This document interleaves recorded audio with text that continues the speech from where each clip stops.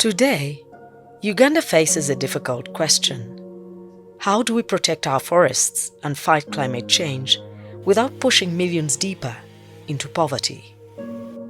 Every day, millions of Ugandans light charcoal to cook food for their families.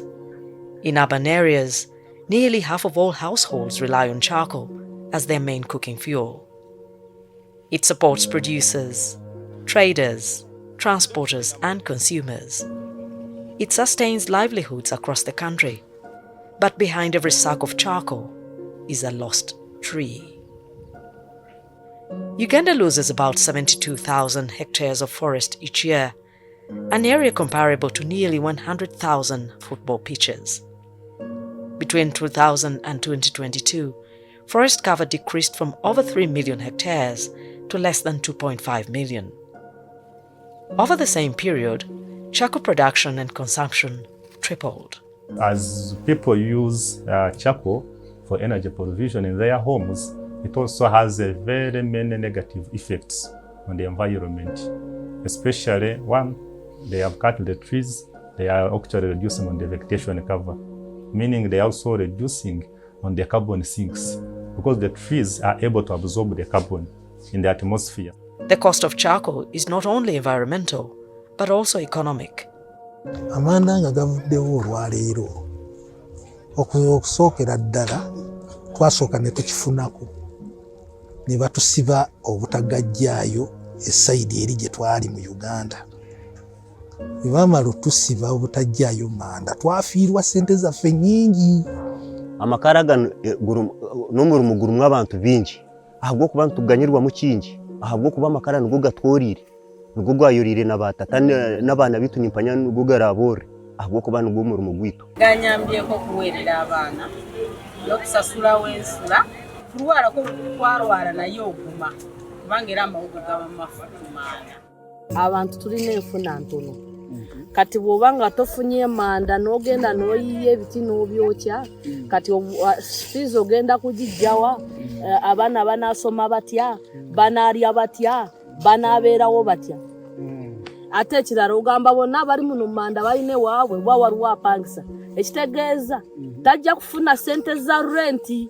Charcoal is more than just a commodity. It acts as a survival strategy.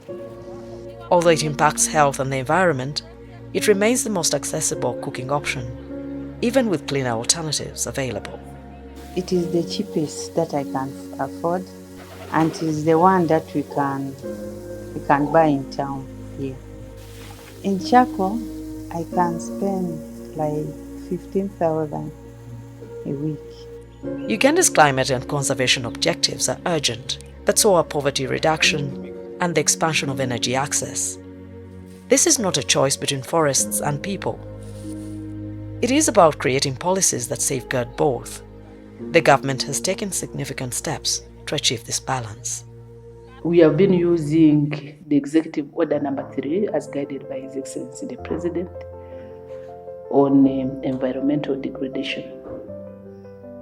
And we've been working in collaboration with the police in terms of enforcement. We would like government to implement the national energy policy. We look forward to implementation of that policy, and possibly government should enforce transition to alternative sources of energy rather than charcoal. The government doing the project of promoting gas at a lower price has increased the numbers of people refilling and using gas. Yet significant challenges persist. Access to clean cooking remains limited, and alternative fuels are often expensive, amidst other constraints articulated by the stakeholders. Gas tasoboka era gas abantu batono nnyo abamulina. Okumanya nti noti gas tasoboka bw'obeera mu Kampala ng'obadde mu Kampala bw'otunuulira abantu abalina gaasi batono nnyo. Amanda gano gatandikira ku siringi 5 okudda waggulu. Enforcement, yeah, we kind of lack manpower. Yes, we have the police on roadblocks, but that is not sufficient enough to curb people who are illegally trading in charcoal.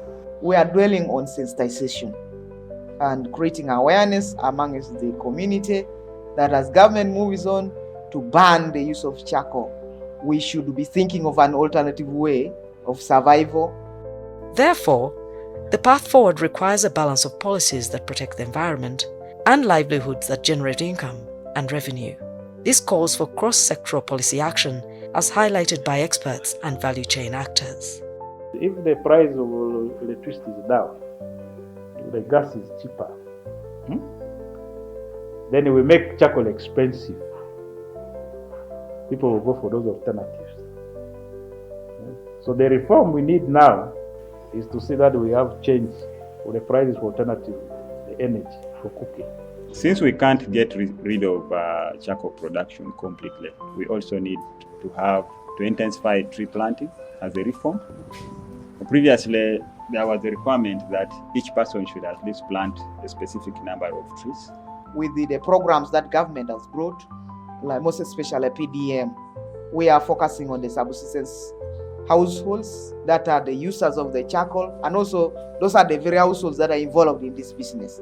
So we are giving money, we have given money, we are still giving out money to those households. We are thinking by that, people are going to look for alternative businesses. We are also thinking, because there are people who have available land, larger pieces of land, we are now beginning to recruit larger, medium and large-scale landowners to bring them into the business as well. The individuals who would say, okay, I think I can take up sustainable charcoal farming as an enterprise, okay, and become a sustainable charcoal farmer. The task before us is not an easy one if we are to realize a just transition that recognizes both our environmental responsibilities and the realities of poverty. The future of our forests and our families relies on getting this balance right. Between the forest and the flame lies a choice. A choice to protect Uganda's natural heritage, a choice to expand energy access, a choice to safeguard livelihoods. Let us join hands to shape a future where Uganda wins on all fronts.